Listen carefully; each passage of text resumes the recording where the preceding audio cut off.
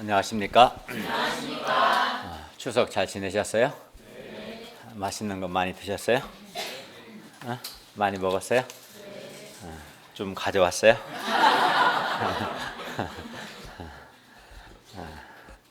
오늘 말씀 제목은 침묵하지 말고 말하라입니다. 요절 18장 9절을 함께 읽겠습니다. 시작.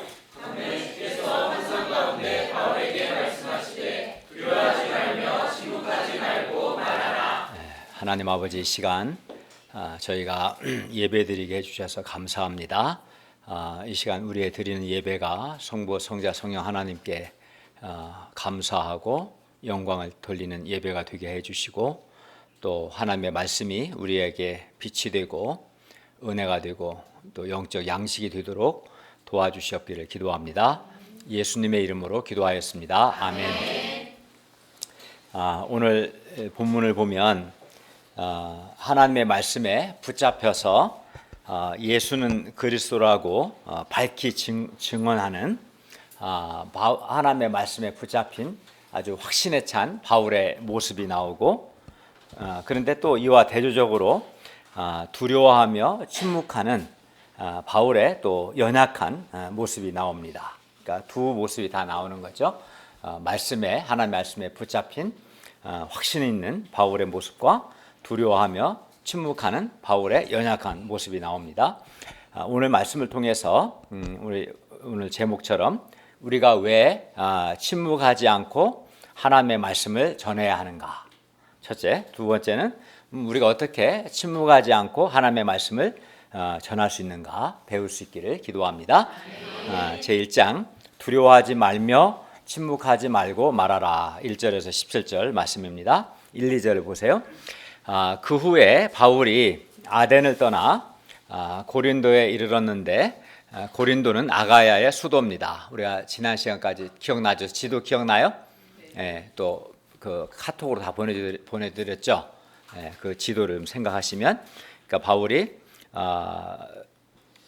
빌립보에서 데살로니가로 옮겨서 그 다음에 어디로 왔어요?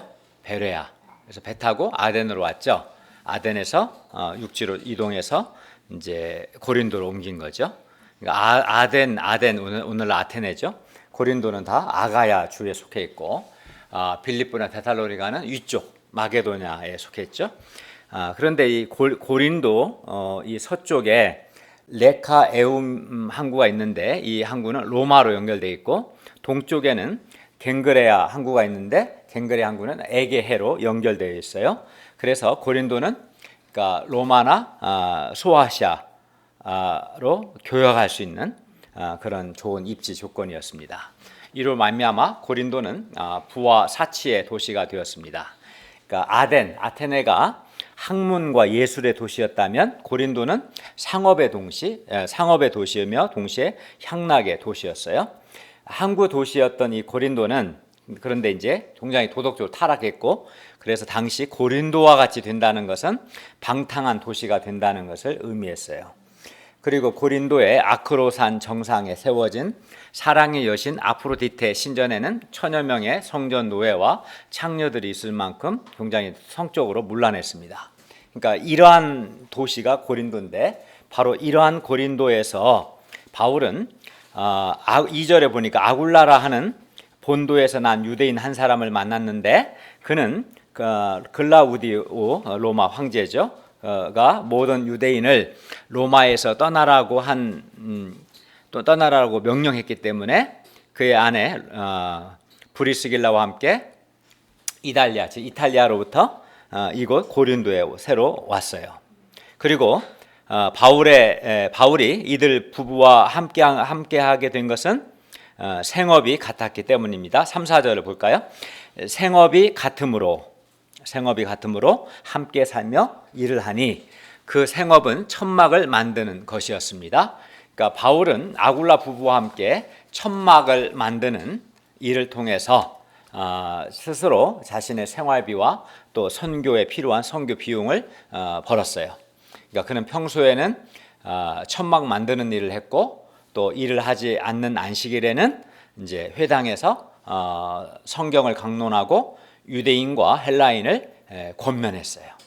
그러니까 강론은 우리가 지난 시간에 배운 것처럼 논리적으로 설득력 있게 성경을 가르치는 것이고, 권면은 이것을 기초로 해서 회개하고 믿고 순종하도록 설득하는 것입니다. 그러니까 강론과 권면을 같이 한 거죠. 강론만 하면 안 되는 거예요, 사실은.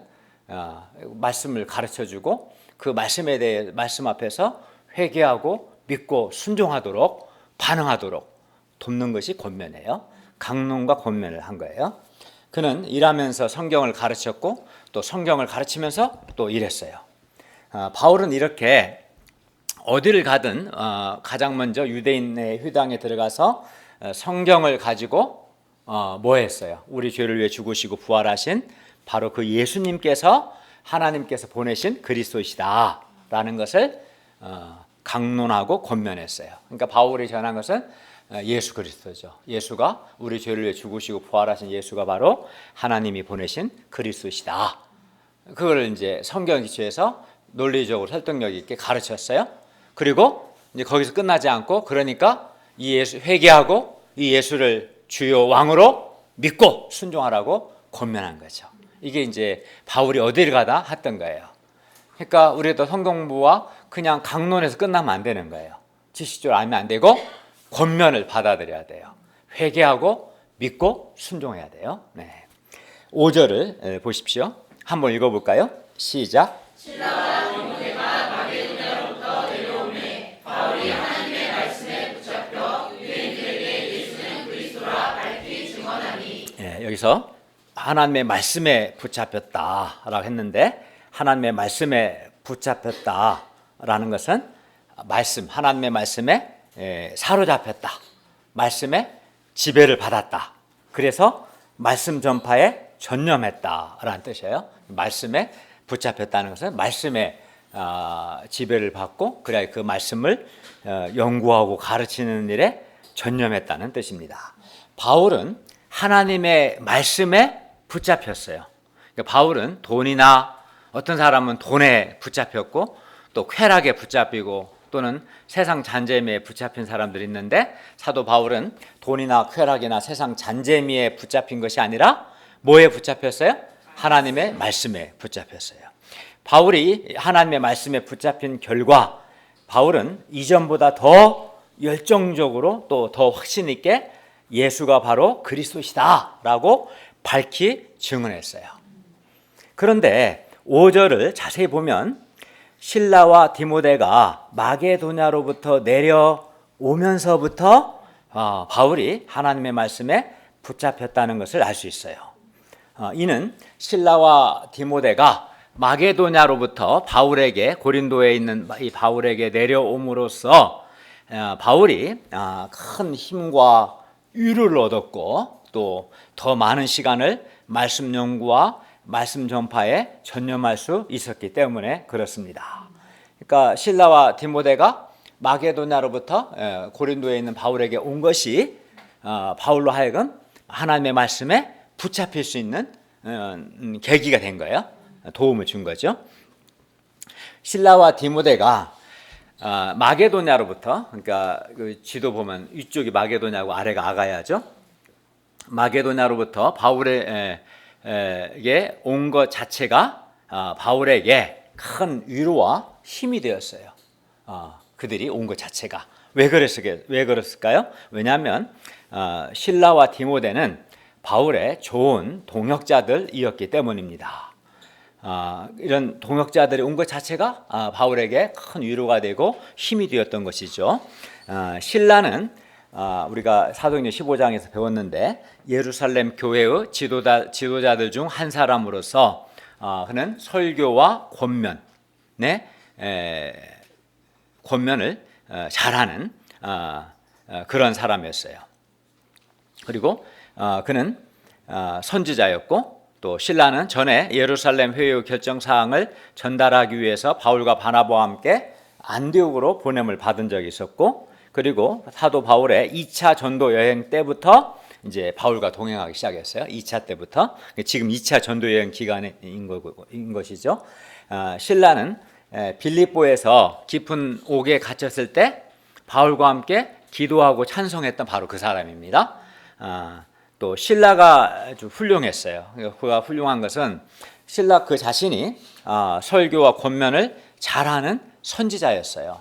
그렇지만 그는 또 겸손하게 사도 바울을 잘 동역하고 순종했다는 거예요. 그 자신도 뛰어난 설교와 권면에 능한 선지자였음에도 불구하고 바울을 지도자로 동역하고 순종했어요. 굉장히 겸손한 실력도 있고 겸손한 사람인 거죠. 디모데는 바울의 영적인 아들이며 또 믿음의 동역자였습니다. 디모데는 바울을 사랑하고 또 동역하고 순종했어요. 이렇게 실라와 디모데 둘 다 아주 훌륭한 바울의 동역자들이었어요. 이런 동역자들이 왔기 때문에 힘이 난 거죠. 게다가 실라와 디모데는 마게도냐로부터 좋은 소식을 가지고 왔어요. 바울이 이제 베레아에서 복음을 전할 때 어떤 일이 있었어요? 데살로니가, 그러니까 빌립보, 데살로니가, 베레아, 아덴 이렇게 왔죠? 아덴에서 이제 고린도로 기억나요? 근데 베레아에서 복음을 전할 때 데살로니가에 있던 유대인들이 와서 소동을 일으켰죠. 바울이 복음 전하는 걸 방해했잖아요. 소동을 일으켰고, 그래서 이제 바울이 베레아를 떠날 수밖에 없는 상황이었고, 베레아를 떠나서 어디 배 타고 아덴으로 이렇게 갈 때, 그때 이제 실라와 디모데는 같이 하지 않고 베레아에 머물렀었어요. 그죠? 기억나요? 네.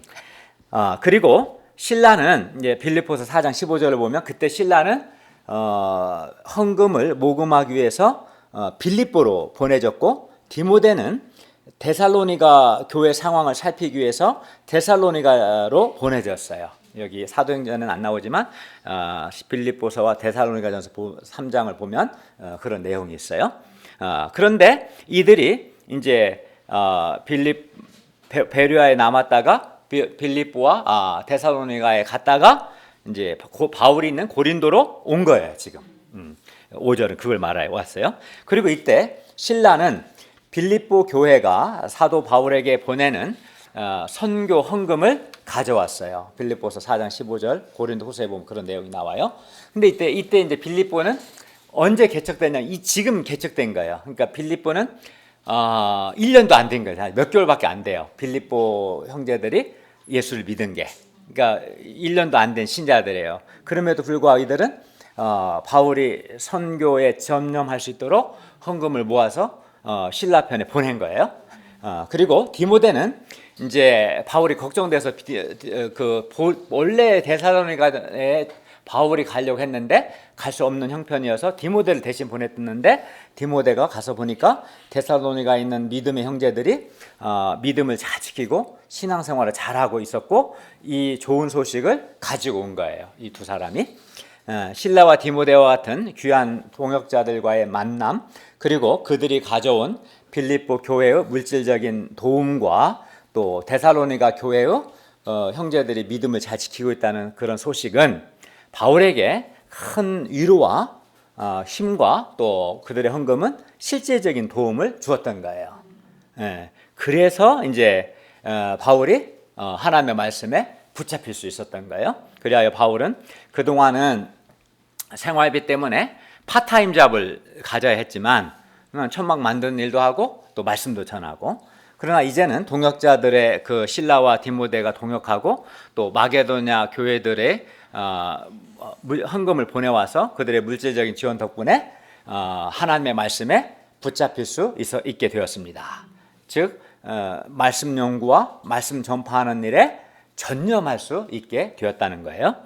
바울은 주어진 여건에 따라서 생활비를 스스로 벌기도 했지만 또 여건이 허락하면 이렇게 말씀 연구와 말씀 전파에 전념했어요.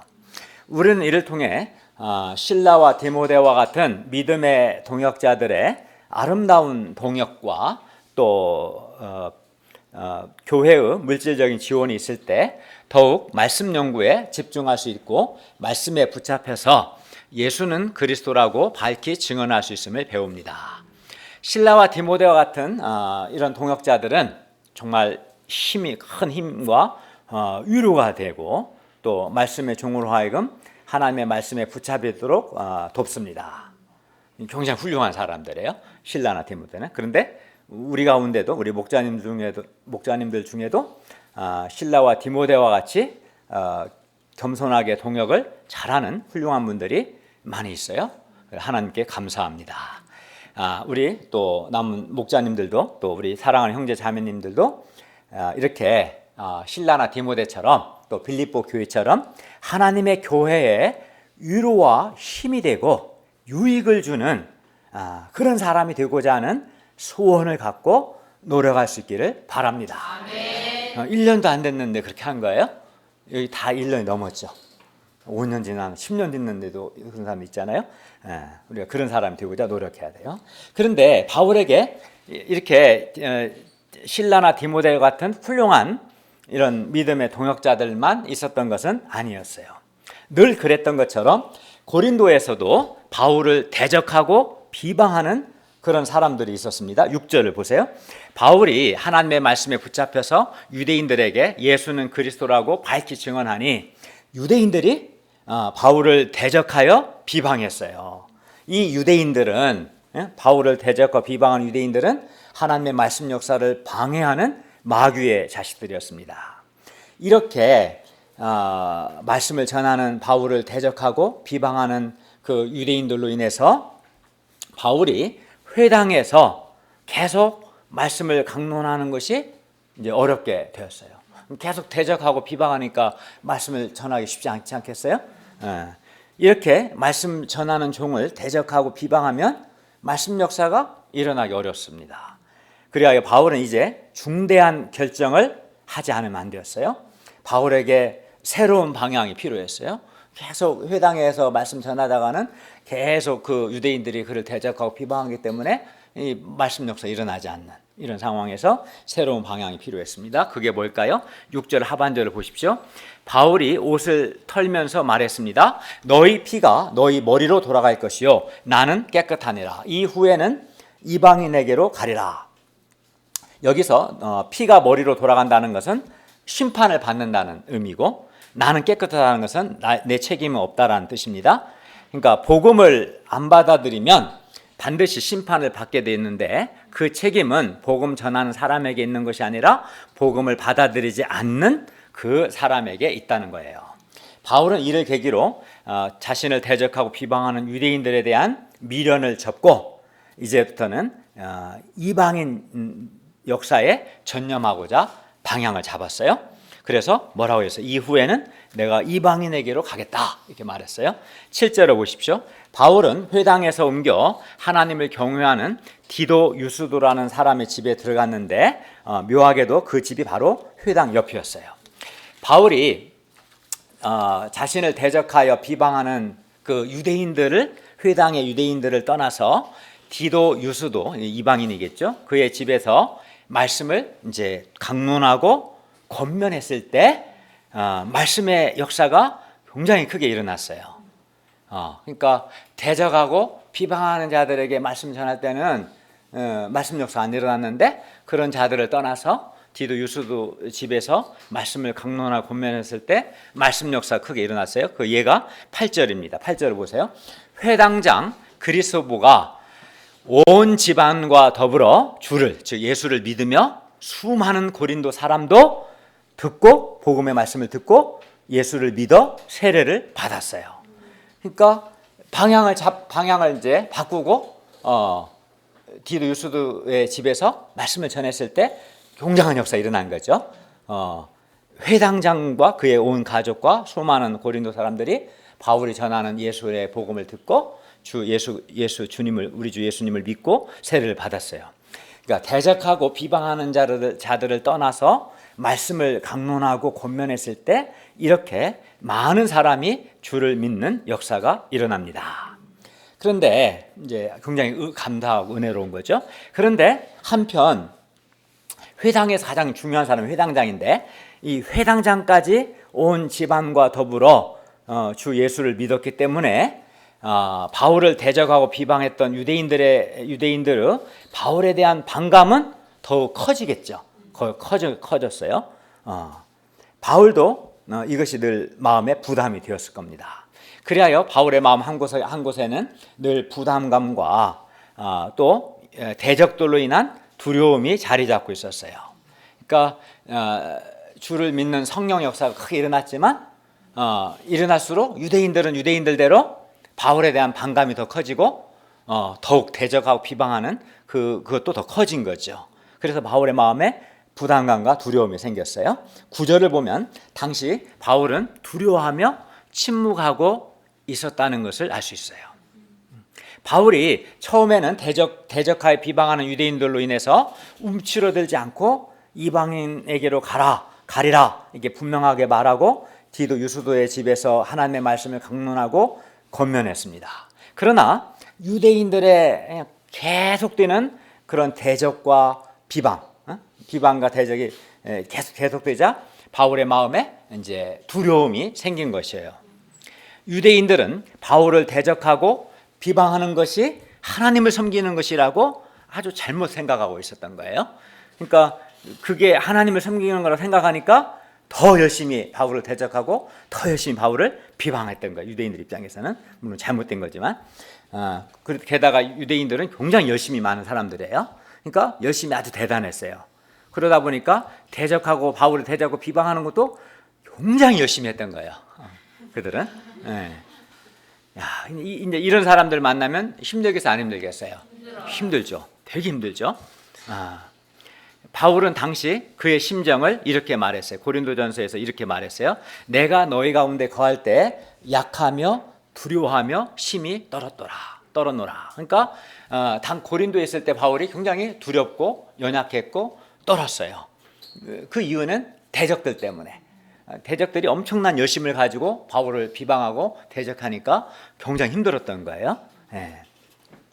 바울은 그리하여 이제 두려움으로 많이 위축이 되어버린 거예요. 이제 처음에는 극복했는데 대적들의 비방과 대적이 계속되니까 어느 순간 마음에 두려움이 들어왔고 또 마음도 위축이 되었어요.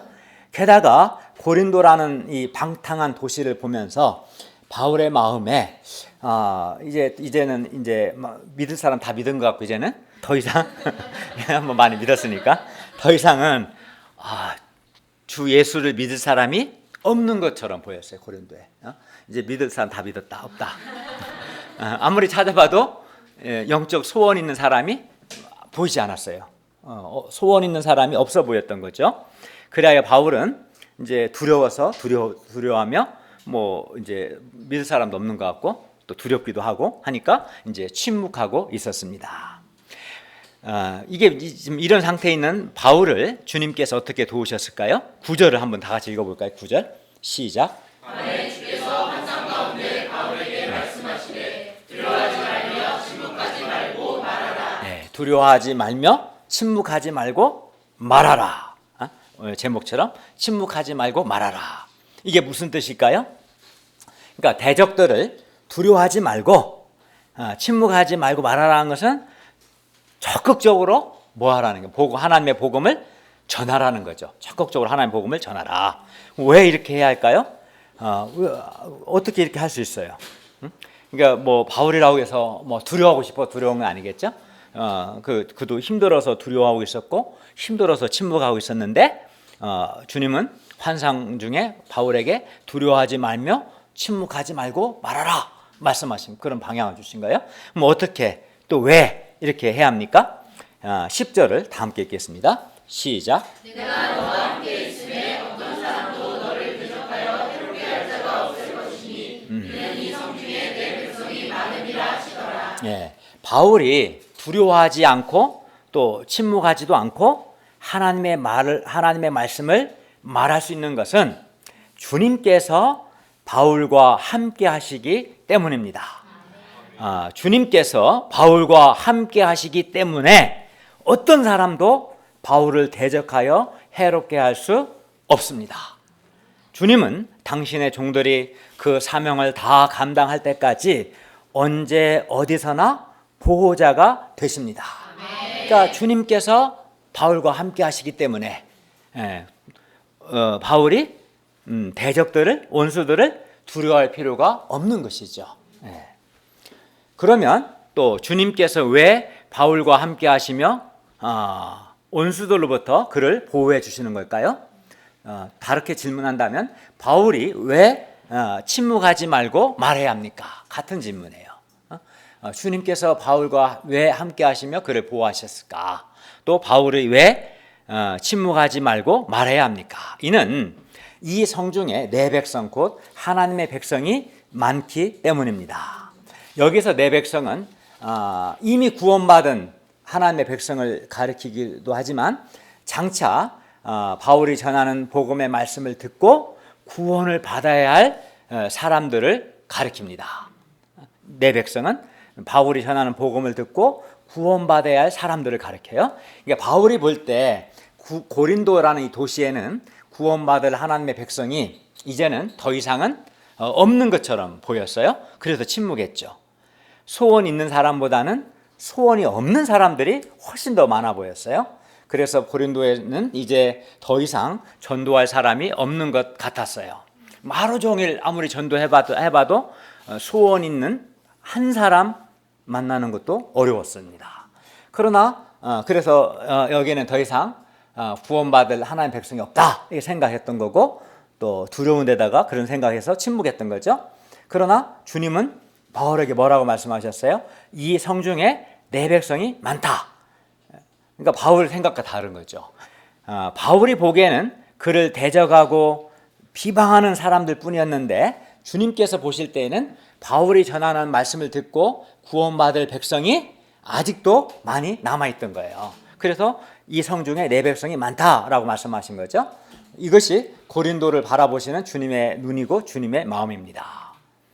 그렇기 때문에 내 백성이 많기 때문에, 즉 아직 바울이 전하는 복음의 말씀을 듣고 구원받아야 할 하나님의 백성이 아직 많기 때문에 뭐 해야 한대요?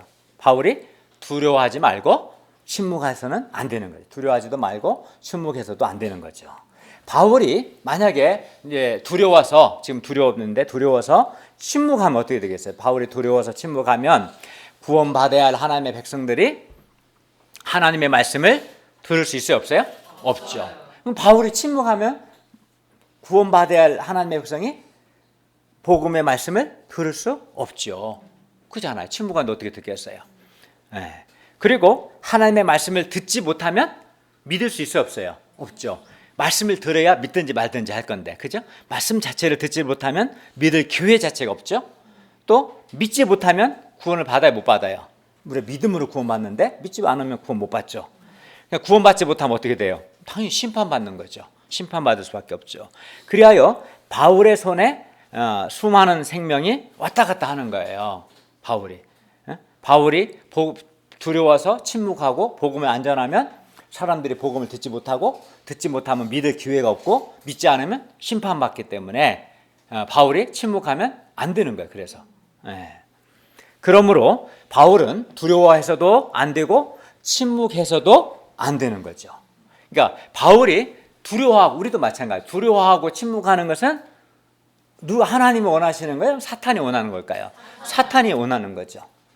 그래서 유대인들을 통해서 계속해서 바울을 대적하고 비방하는 거예요.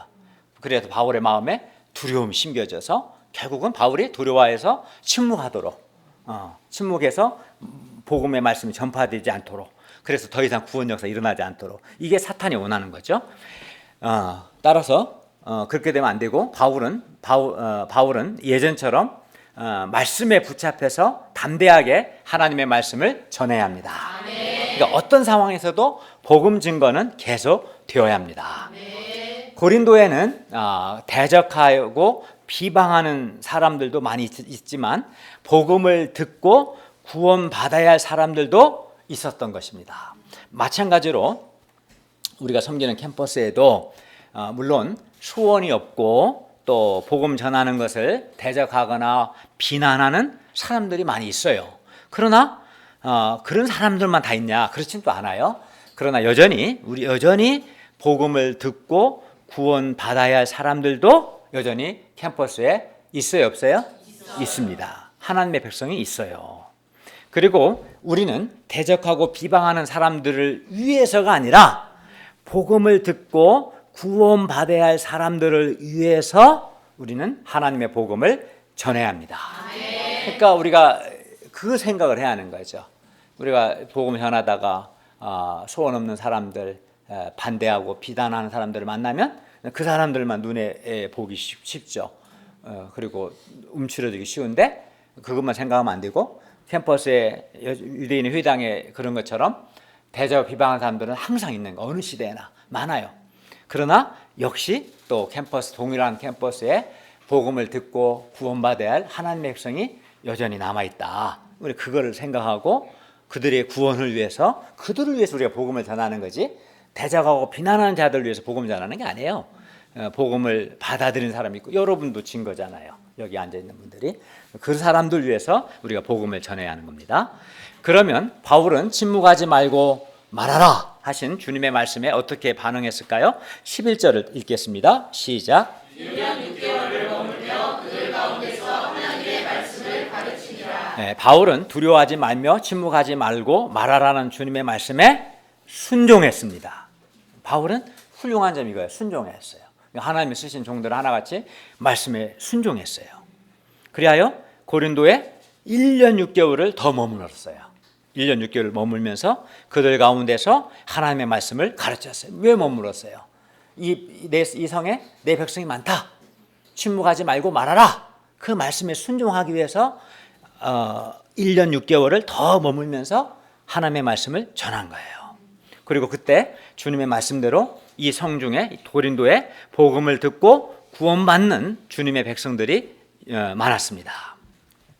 우리가 보기에 캠퍼스에 구원받을 하나님의 백성이 더는 없는 것처럼 보일 때가 있어요.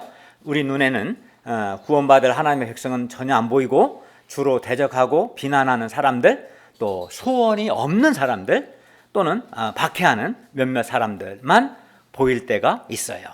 그래야 우리도 바울처럼 두려워하며 움츠러들고 점점 침묵하기 쉽습니다. 사람이 두려움에 빠지면 침묵하게 되는 거예요. 움츠러들게 되고, 그렇죠? 그러나 주님은 이러한 우리에게도 말씀합니다.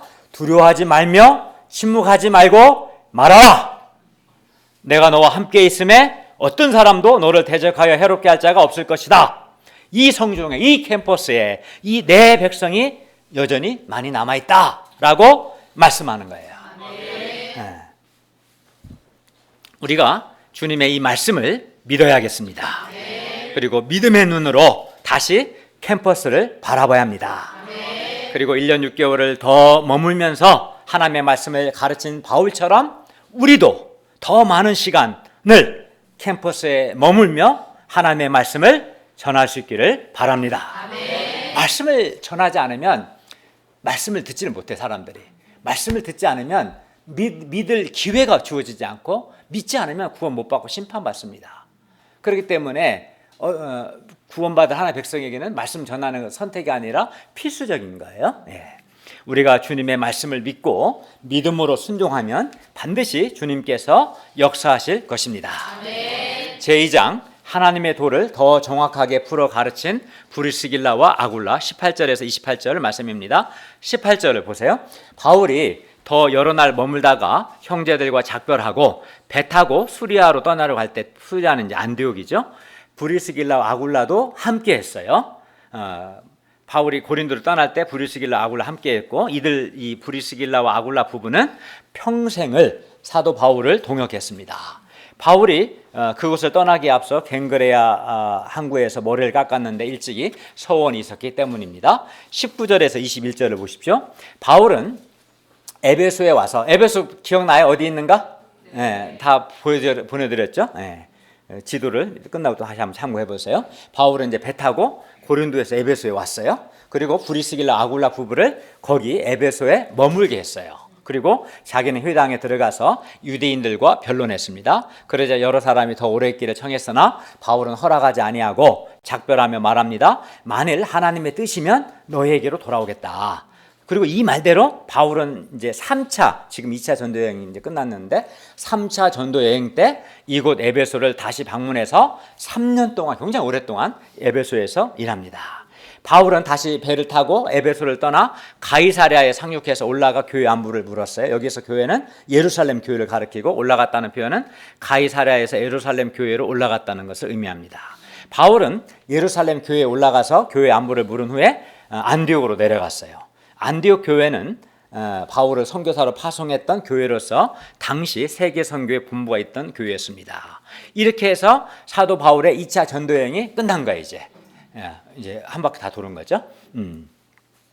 바울은 이제 안디옥 교회에 얼마 머물다가 다시 전도 여행을 시작합니다. 23절을 보세요.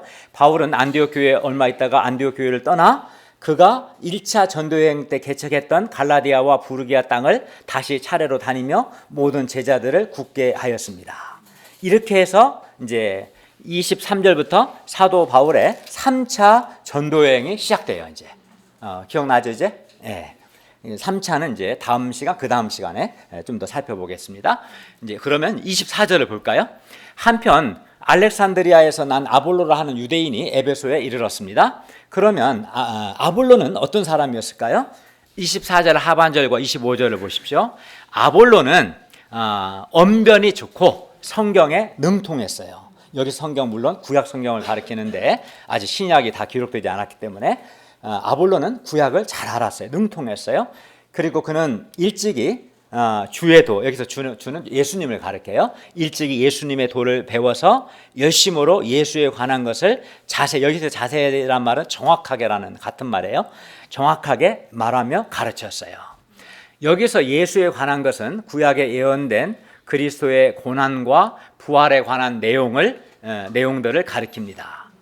아볼로는 구약 성경에 아주 능통해서 그리스도를 중심으로 구약 성경을 바르게 이해하고 있었기 때문에 아볼로는 그리스도에 관한 구약의 예언에 대해서 정확하게 가르칠 수 있었습니다. 그리고 그는 예수님이 바로 그리스도라는 요한의 증언에 대해서도 알고 있었을 겁니다. 그러나 그러니까 구약의 그리스도와 예수님을 잘 연결시킨 거예요. 구약에 능통했기 때문에. 그러나 아볼로는 한계가 있었어요. 그 뭡니까? 아직 요한의 세례만 알 따름이었어요. 이 말은 아볼로가 예수님의 순교했던 예수님이 하나님 보좌 우편에 계신 거, 올라가신 거, 우편에 계신 거, 그리고 순교하신 예수님께서 보내신 성령의 선물, 믿는 자에게 성령을 보내셨죠. 그걸 뭐라고 그래요? 성령 세례라고 부르는데 성령 세례에 대해서는 아직 잘 몰랐어요. 그러니까 요한의 세례, 요한이 증거한 예수가 그리스도라고 그것을 구약 성경에 기초해서 예수를 전했어요. 구약 성경에 그리스도라는 예언이 나와 있는데 그가 바로 예수다. 여기까지 참 잘한 거예요, 정확하게. 근데 성령 세례는 아직 잘 몰랐던 거죠. 부활하시고 승천하신 예수님께서 하나님 보좌 우편에 계셔서 성부께 요청하셔서 우리 안에 내주하신 성령님을 파송하신 것. 그래서 예수 믿는 자 안에 성령이 내주하고 계신다. 이런 것은 잘 몰랐던 거예요. 26절을 보십시오. 아볼로가 회당에서 담대히 말하기 시작하거늘 브리스길라와 아굴라가 듣고 아볼로를 데려다가 아볼로에게 하나님의 도, 즉 예수님의 죽으심과 부활, 그리고 승천, 승귀, 특히 승귀하신 예수님이 보내신 성령의 선물, 즉 성령 세례에 대해서 더 정확하게 풀어서 가르쳐 줬어요. 이게 아볼로의 부족한 점을 보충해 준 거죠. 브리스길라 아굴라는 아볼로의 부족한 점을 채워줬습니다. 그리하여 아볼로는 브리스길라 아굴라 부부와의 성경 공부를 통해서 예수님의 죽으심과 부활의 의미, 또 예수님의 승천, 승귀, 또 성령 세례를 더 정확하게 이제 알게 되었습니다. 이를 통해 볼 때 아굴라 부부는 아주 참으로 좋은 성경 선생들이었고 좋은 목자였던 거죠. 왜냐하면 아볼로의 부족한 점을 잘 채워줬으니까 목자죠. 또 성경을 가르칠 수 있었으니까 성경 선생이었어요. 27절을 보십시오. 아볼로가 아가야로 건너가고자 함으로, 이제 고린도죠. 아가야는 건너가고자 함으로 형제들이 그를 격려하며 제자들에게 편지를 써서 아볼로를 잘 영접하라고 했습니다. 아볼로는 아가야에 건너가 은혜로 말미암아 믿은 자들, 누구예요? 고린도 교회 신자들이겠죠. 고린도 교회 신자들에게 뭐 했어요? 많은 유익을 주었어요. 그러니까 바울이 직전에 1년 6개월 동안 머물면서 고린도에서 복음을 심었잖아요. 다시 이제 아볼로가 가서 그들에게 또 많은 유익을 준 거예요. 이는 아볼로가 성경으로서 예수는 그리스도라고 증언하여 공중 앞에서 힘있게 유대인의 말을 이겼기 때문입니다. 유대인들의 문제가 예수가 구약 성경에 하나님이 보내실 약속한 바로 그 그리스도라는 것을 유대인들이 안 받아들인 거거든요. 안 받아들여서 막 바울을 대적하고 비방했는데, 그것을 이제 아볼로는 구약 성경에 정통했기 때문에 구약 성경에 뭐 이사야나 여러 구절을 딱 가지고 설명해 준 거지. 그러니까 유대인들이 기분은 더럽게 나쁘지만 할 말 없는 거야. 말은 다 맞는 되니까. 그러니까 이제 그놈도 안 믿더라도 다른 고린도 신자들은 더 확신이 생기는 거지. 아, 맞다. 그렇게 유익이 되지 않겠어요? 그런 거예요. 아볼로는 바울이 복음의 씨를 뿌려놓은 곳에 가서 구약 성경에 기초해서 예수님을 증거했어요. 그런 아볼로를 보고 바울은 고린도전서 3장 6절에서 이렇게 말했어요. 나는 고린도에서 나는 심었다. 내가 복음의 씨앗을 뿌렸고 아볼로는 물을 주었으되 오직 하나님은 자라나게 하셨나니, 이렇게 말했어요. 그러니까 아볼로는 바울이 전한 바울을 이어서 이제 물 주는 역할을 한 거죠. 하나님의 역사는 이렇게 아름다운 동역을 통해서 이루어집니다. 그런데 27절에서 아볼로는 뭐라고 했냐면 믿은 자들, 즉 교회 공동체에 많은 유익을 주었다라고 했어요. 예. 근데 이 아볼로만 또 사실 교회 공동체에 많은 유익을 준 것은 아닙니다. 브리스길라와 아굴라도 아볼로에게 하나님의 도를 더 정확하게 풀어서 가르침으로 많은 유익을 주었어요. 또 실라와 디모데는 어떻습니까? 실라와 디모데, 그리고 마게도냐 교회, 특히 빌립보 교회는 바울이 하나님의 말씀에 붙잡힐 수 있도록 많은 유익을 주었어요. 바울 자신도 하나님의 말씀에 붙잡혀 예수님을 증거함으로써 교회에 많은 유익을 주었습니다. 구원받은 신자는, 여기 중요해요. 구원받은 신자는 이렇게 하나님의 교회에 많은 유익을 주는 것이 사실 자연스러운 거고 당연한 거예요. 사실은 당연한 거예요. 그게 신자의 특징인 거예요. 필립보 교회 같은 경우 1년도 안 됐어요. 예수 믿은 지가. 고린도도 불과 1년 6개월. 그렇지만 많은 유익을 주는 일에 쓰임받죠. 따라서 우리 역시 하나님의 교회라면 예수 믿는 사람의 공동체가 교회잖아요. 뭐 목자님도 계실 거고 또 동역자님들도 계실 거고 또 사랑하는 형제 자매님들도 계시지 않겠어요? 이런 목자님이나 동역자들이나 형제 자매들에게 우리 역시 많은 유익을 주는 그런 사람이 되어야 합니다. 아멘. 그런데 이렇게 하나님의 교회에 많은 유익을 주려면 어떻게 해야 돼요? 실라나 디모데나 브리스길라나 아굴라나 아볼로처럼 겸손하게 동역을 잘해야 하고, 또 자기에게 맡겨진 일을 충성되고 책임감 있게 잘해야 합니다. 그런 사람이 교회에 많은 유익을 줄 수 있어요. 충성스럽지 않다거나 무책임하거나 교만한 사람은 교회에 해를 주지 유익을 주지 못해요. 무엇보다 하나님께 대한 소원을 갖고 하나님께 헌신해야 돼요.